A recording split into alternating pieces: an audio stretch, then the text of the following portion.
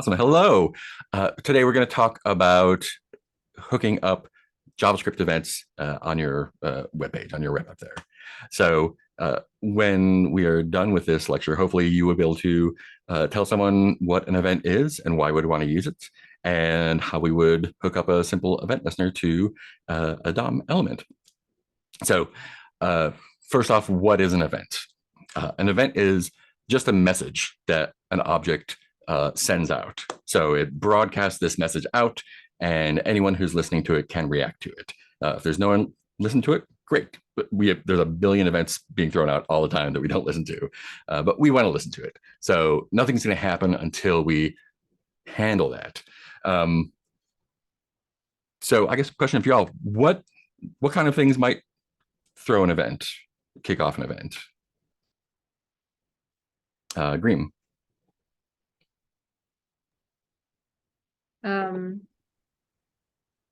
Sorry, where was the question? What kind of things might throw an event in a HTML page?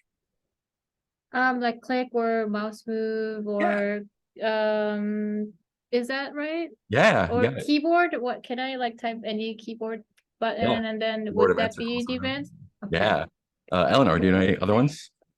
Well, you said an object, so an object? Yeah, actually, any object in JavaScript can throw an event. It just happens to be that the ones we're working with are HTML event element objects. So yeah, that's great. Anything can throw that. So let's go ahead and look at some code. I'll share my screen. How about that?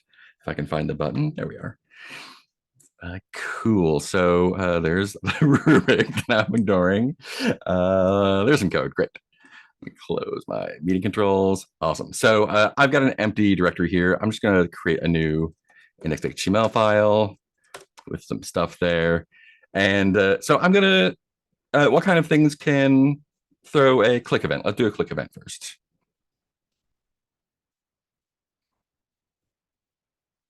Let's go to Green again. Maybe button? Yeah, button can do it. Well, what else? Can only buttons throw click events? How about that? Eleanor, do you know?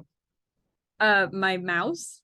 Oh yeah, your mouse can. That's why I was doing this. Yeah, your mouse can trigger an event, and that's a great point. The one of the ways we trigger a click event is by clicking on an HTML element, so that your mouse clicks down, and when it hits something, it's like, cool, I got clicked. So it's going to throw that event. I'm just going to use a regular div, I think. I'm going to give it an ID so we can grab it. We'll call it barks. Oh yeah, we're doing dogs. Great. And I'll say dogs say, and we'll just call it that. And I'm just going to put quick style in here so we can see it. Style. Do I remember how CSS works? We'll find out. Divs are all going to be 100 width, 100 pixels height, 100 pixels. Great. Oops. Cool. Let's just see what that looks. I'm just going to open up a light server here. And cool. So we've got a div that says dog say. I'm just going to throw a border on that so we can see it better.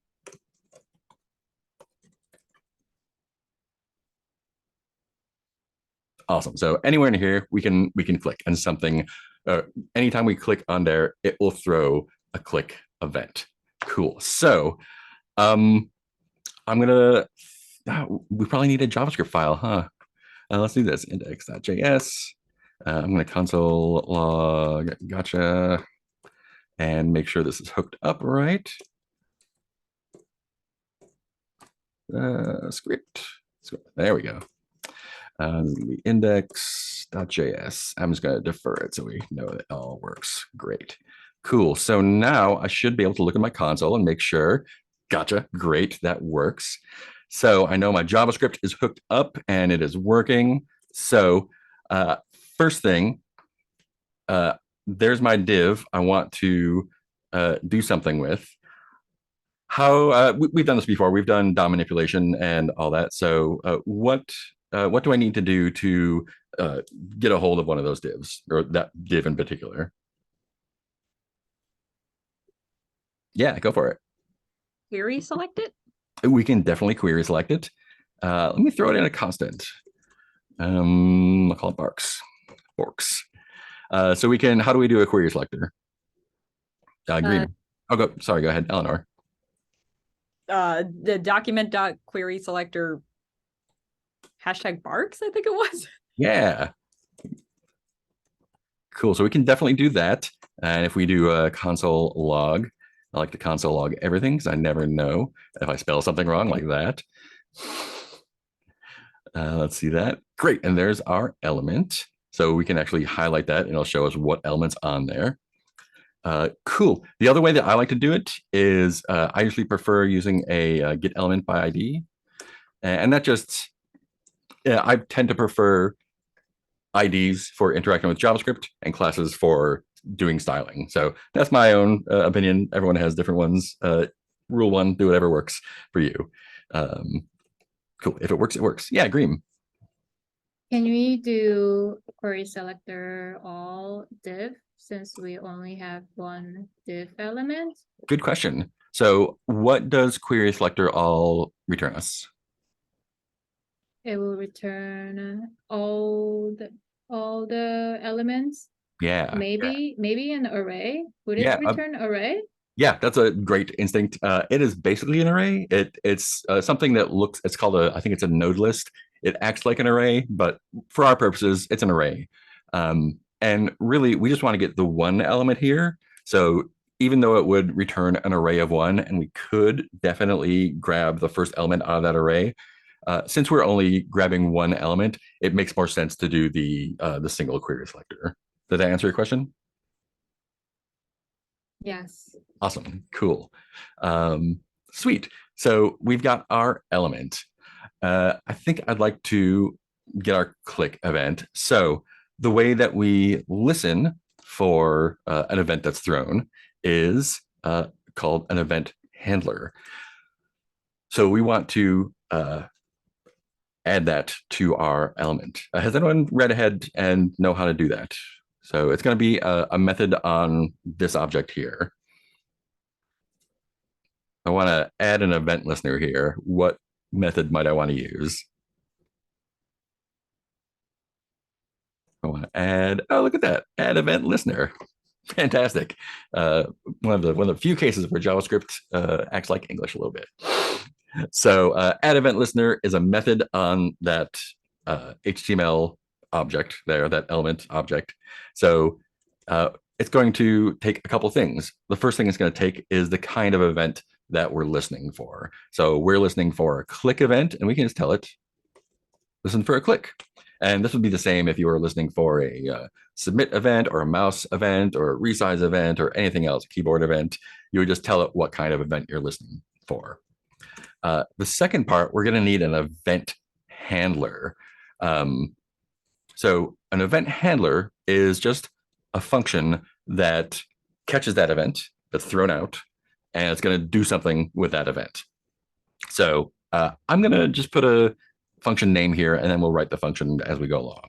So I'm going to call it handle click. And so this is a function I haven't written yet, but that's what it's looking for. And you could use, if you wanted to write it inline, you could use a function declaration there or an arrow function, and you'll often see that. Just for clarity, to pull it apart, I'm going to do a separate function here. And I can do it above or below because we're using the function declaration like we talked about before. So I'm going to say function, and it's going to be called handle click. And we're going to make it do something. So let's just make sure it's hooked up right before we try anything with it. And my favorite debug technique, console logging, say woof woof. So now when I click on this, we should see a woof woof in the console. Hey, look at that. Cool. So we know the event listener is hooked up to the element we want to click on, and it's going to do something. Any questions up to this point? Anything you want to clarify? I have a question. Yeah.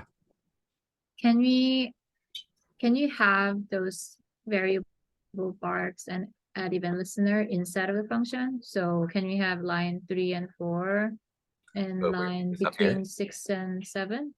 Yeah. Yes. So what do we think might happen here? I think it will happen. Yeah. So let's go line by line. So the first thing that happens is we're going to define our function. Inside that function is where we're going to attach it to the element, and then we're going to do that woof woof. So two things to notice here. One, we're not calling that function, so that code's never going to get executed.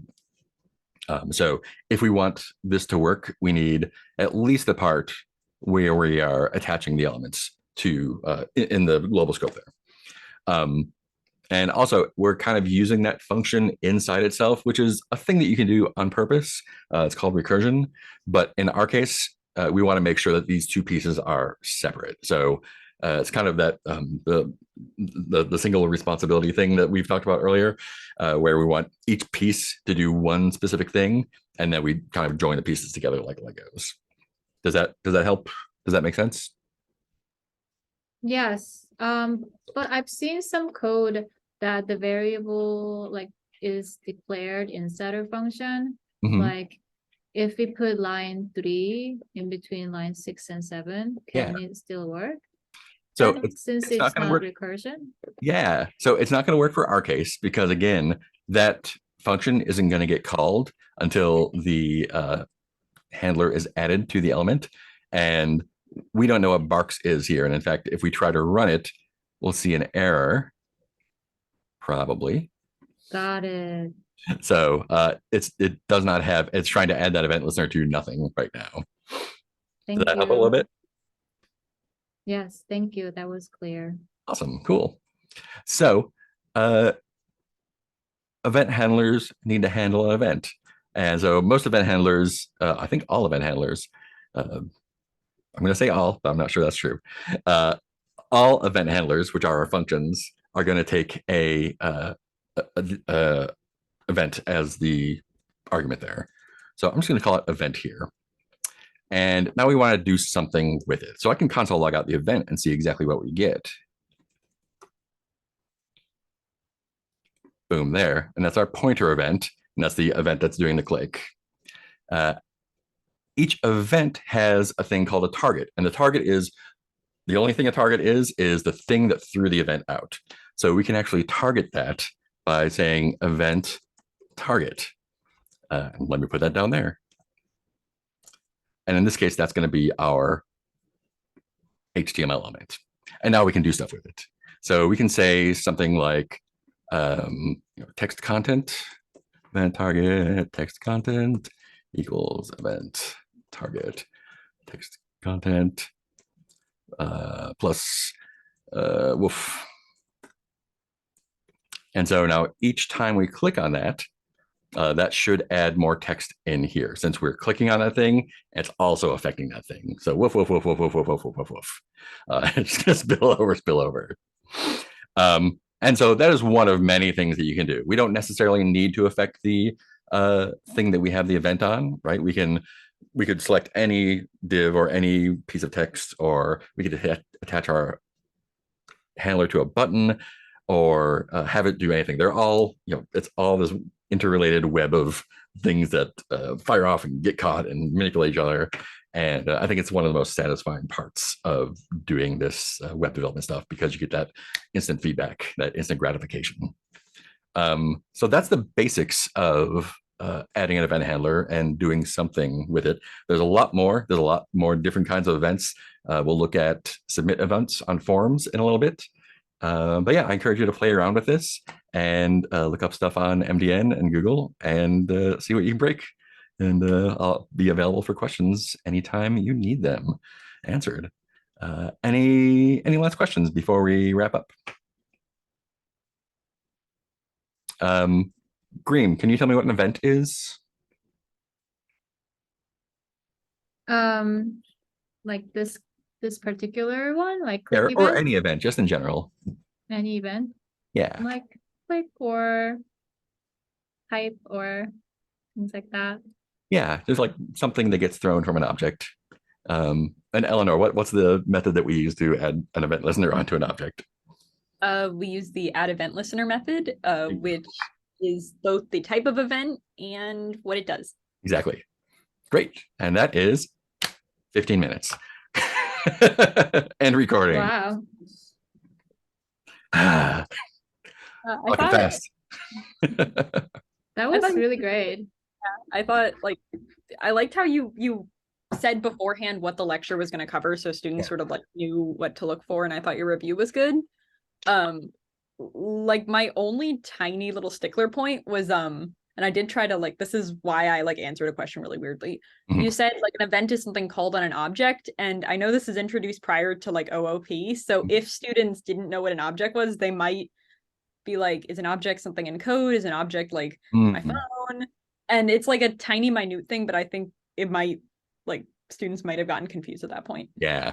And I tend to introduce OP very, very early in JavaScript because it is more an object-oriented language than Python is.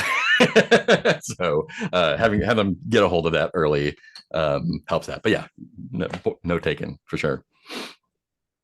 I thought you were really great engaging with the students, just like calling my name and Eleanor, and I thought it was just great asking questions to the student and making them answer and making them really engage and listen to you. You actually caught me because I was looking at schedule and I know. I was thinking about a stand down question for my students. Yeah, that was great. Yeah. It's a lot harder in a bigger class, but having the list is there. Just after cold calling a couple people start to speak up a little bit more because they don't want to get called out on something they don't know. Right. I actually have to go because I have to see a student, but yeah, that was really great, Mark. Cool. And Eleanor, you're great. And you Yeah. two can stay here. And thank you so much for all the feedback. Really appreciate you Yeah. both. And see you soon. Yeah, see you later. I also have to jump. I'm holding stand down in a sec. Awesome. Thanks for hanging out. We'll see you next time.